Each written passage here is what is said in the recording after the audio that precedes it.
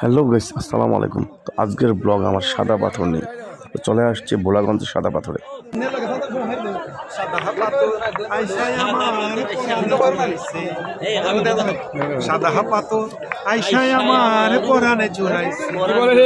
কি বলে গেছে গেছে গেছে গেছে ভাবি গেছে ভাবি গেছে কিন্তু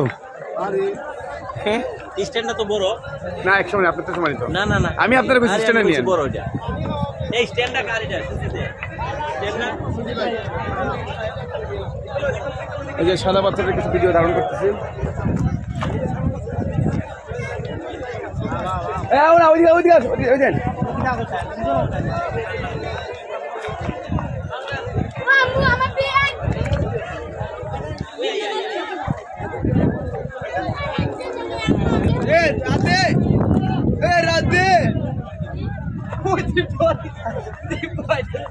পাথরগুলো হাঁটতে অনেক সমস্যা হয়, অনেক বড় বড় পাথরগুলো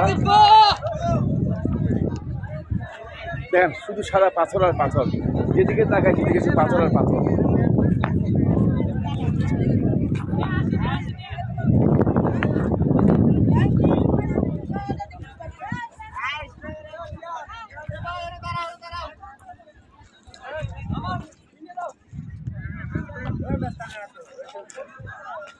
যেদিকে দেখতেছি শুধু সাদা পাথর আর পাথর। আর ওই পাশে ইন্ডিয়ান এই পাহাড়, মেঘালয়ের পাহাড়, শুধু পাহাড় আর পাহাড়। এদিকে শুধু বাংলাদেশে শুধু পাথর আর পাথর।